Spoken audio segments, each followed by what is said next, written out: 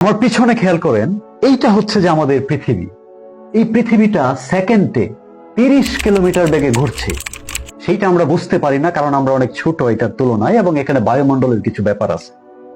কিন্তু এইটা শুধু দেখেন, সে সেকেন্ডে 30 কিলোমিটার, মানে আমি যতক্ষণ কথা বলছি ততক্ষণ এই পৃথিবীটা অনেক পথ অলরেডি চলে গেছে।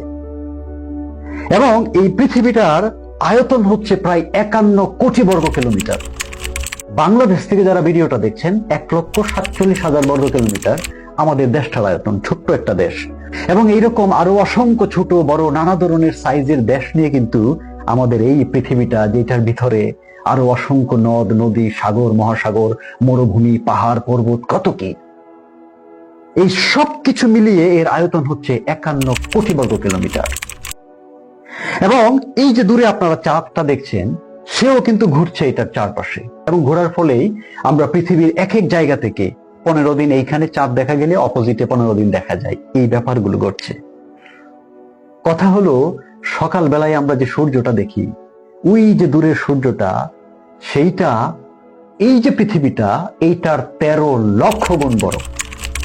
অর্থাৎ আমি এবং আপনি এই পৃথিবীর 13 লক্ষ পৃথিবীকে ধরে নিয়ে ওই সূর্যটায় বসায় দিতে পারবো।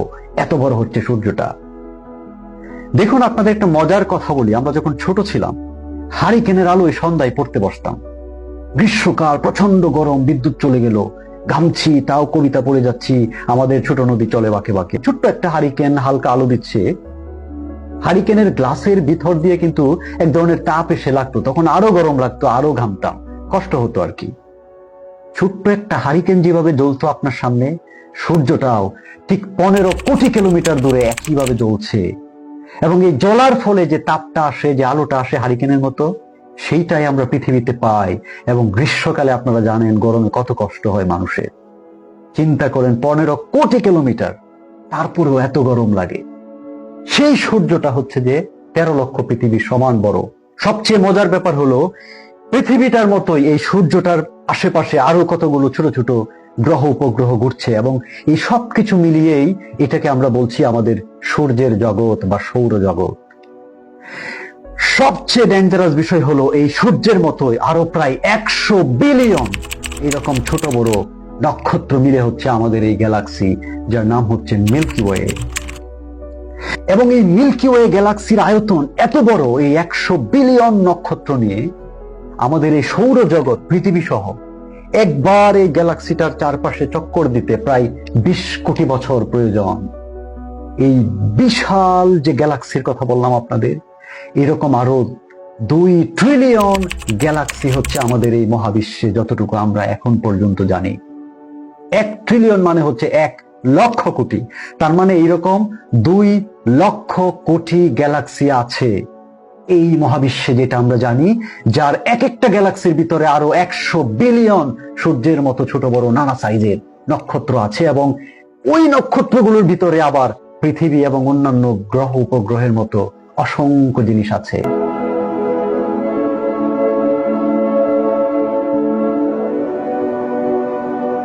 প্রিয় দর্শক, তোমরা যেখানে সাধ চলে যাও, আমি রয়ে যাব এই বাংলার পারে।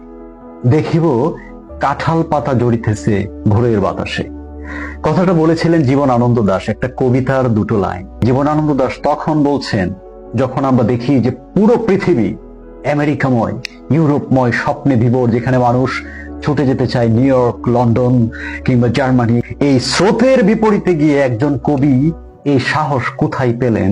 তিনি বলেন যে তিনি এই কাঁঠাল পাতা ঝরে পড়া দেখার জন্য রয়ে যাবেন বাংলায়। প্রশ্ন হলো, একদিকে জীবনানন্দের কবিতা, আর একদিকে এই বিস্তীর্ণ মহাবিশ্ব এবং মহাকাশ। এই দুইটার কথা আপনাদের কেন বললাম? এই যে পৃথিবীটা সূর্যটাকে কেন্দ্র করে ঘুরছে, এই সূর্যের চারপাশে তার ঘুরে আসতে 1 বছর সময় লাগে। এখান থেকে শুরু করলে ঘুরে আবার এখানে আসতে তার 1 বছর সময় লাগে।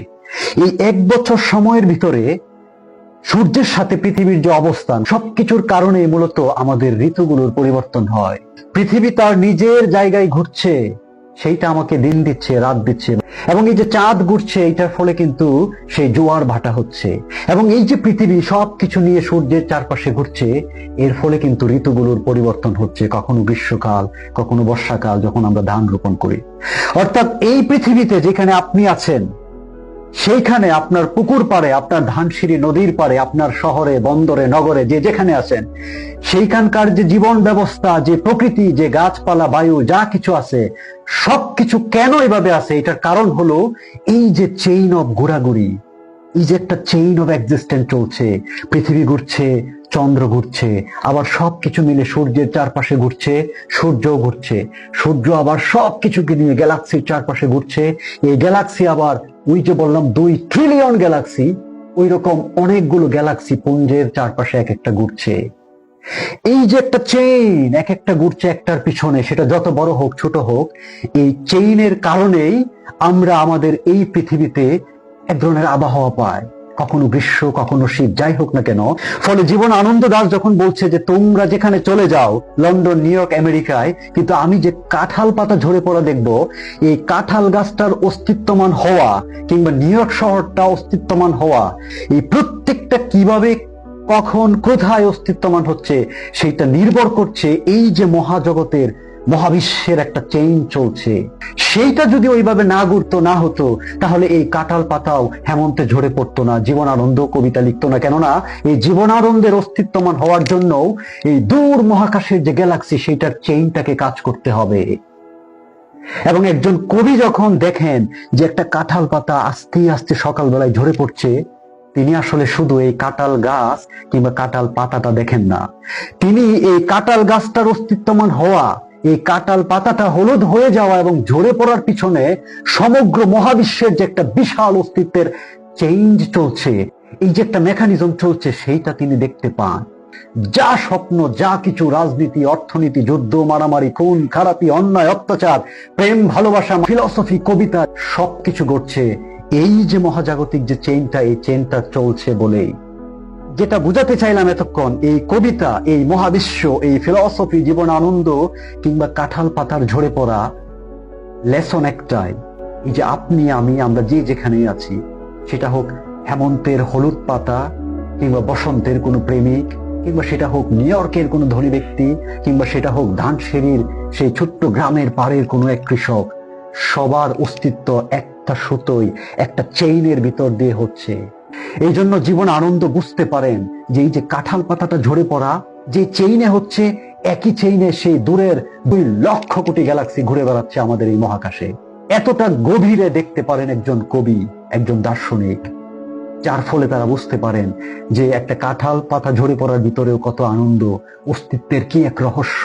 তখন তারা স্তব্ধ হয়ে যান, চুপ হয়ে যান, এবং তারা মানুষকেও বলেন তোমরা শান্ত থাকো, তোমরা এখানেই সুখ খুঁজো, কিন্তু তাড়াহুড়ো, অস্থিরতা, যুদ্ধ, মারামারি, খুনাখুনি, এগুলো বন্ধ করো, নিজের অস্তিত্বের এই চেইনটাকে বোঝার চেষ্টা করো।